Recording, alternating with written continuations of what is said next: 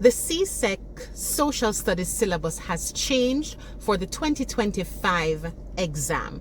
Here's what you need to know. I'm Mrs. G. You can find me on YouTube with different social studies papers as well as geography, and we have many subjects on our channel. So let's get into it. The first thing you need to know is that this CSEC syllabus has structural changes, so that is how the paper is actually set up. There are content changes, that is in terms of the things that should be taught, and there are changes in relation to the marks that are allotted to the paper. Let us talk about the structural changes first. So the setup of the paper is a little different. We're accustomed to section A, section B, and section C. Now there's no longer a section C. However, some of the information actually from section C has been immersed into section A and section B. So section C normally have the options. So that's like tourism, consumer affairs, and so on. Those are gone. However, some of tourism, I realize, not tourism alone, but just an example, some of tourism is immersed into the other areas of the syllabus that you should have been taught.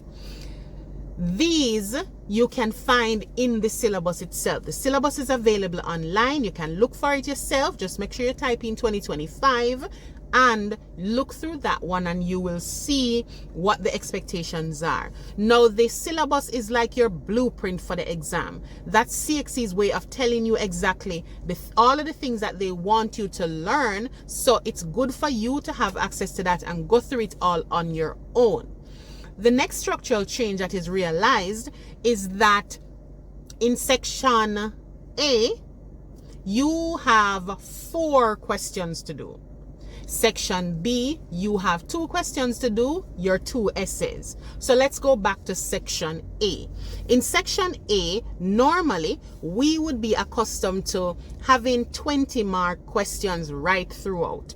In section A, there are no 20-mark questions. The questions are now 14 marks each. So where did the 6 marks go? Where did they get it from in the first place? Let's look at it.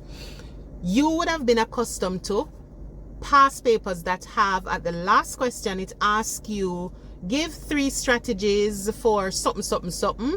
And then part B of that would ask you to explain how these strategies are likely to be successful. Something like that.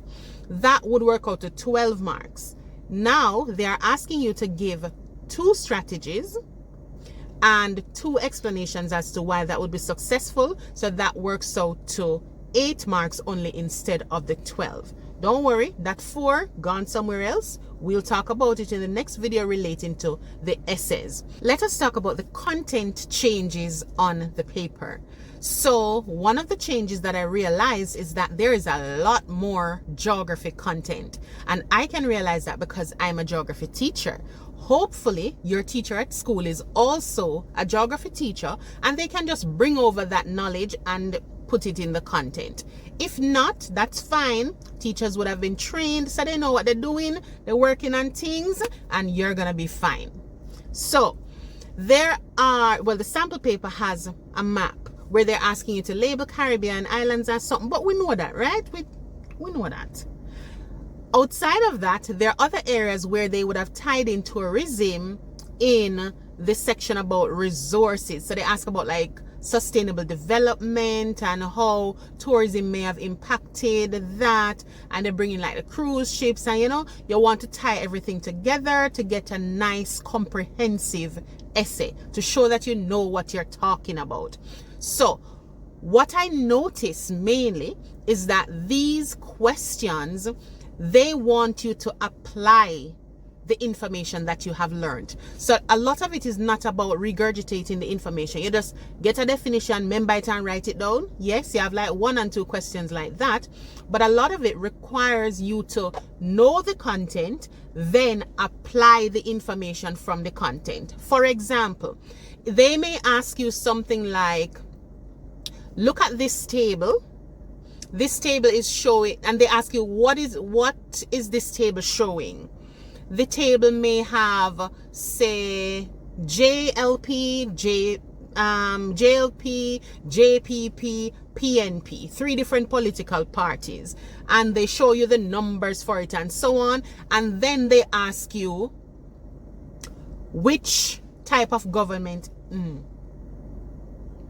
and then they ask you who is the winner, and then they ask you, did they select it by votes or did they select it by seats? So something like that, where you have to tie in your knowledge of proportional representation, or you have to use first past the post, and they'll ask you which one of them is it. So it requires you to know the information, but also apply the information to show them that you know the information, rather than asking a question like, how do countries select a government? They're not going to ask you just like that. They ask you to apply the information. So let's talk about the essay section of your paper.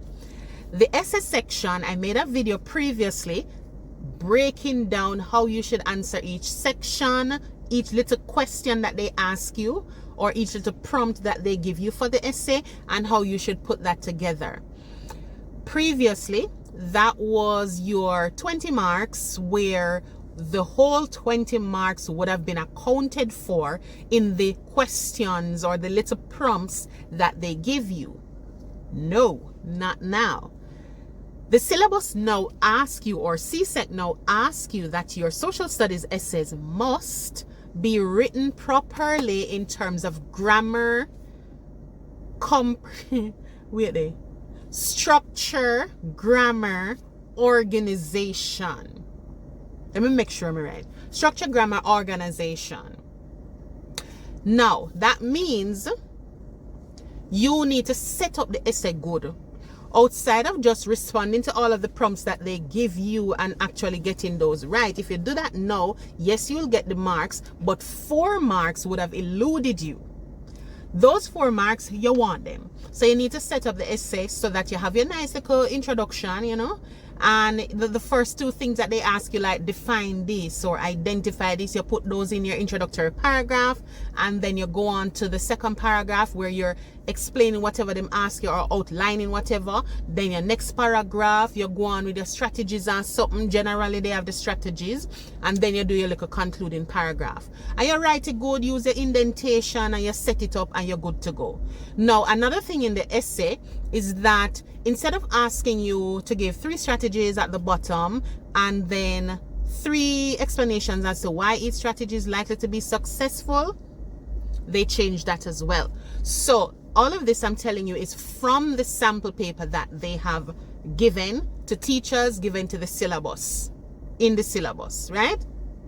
They now have 3 strategies, and you're gonna give explanation relating to 2, whether they're likely to be successful or not. So I see how it can work for you for sure.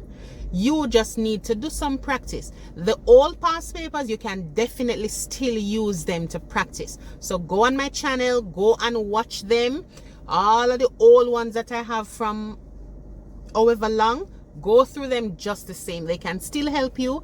Lots of the questions, you may have seen them somewhere before. You can still figure out how to do your thing, and you can really pass this exam. We'll talk about paper 1 in another video. Thank you for watching.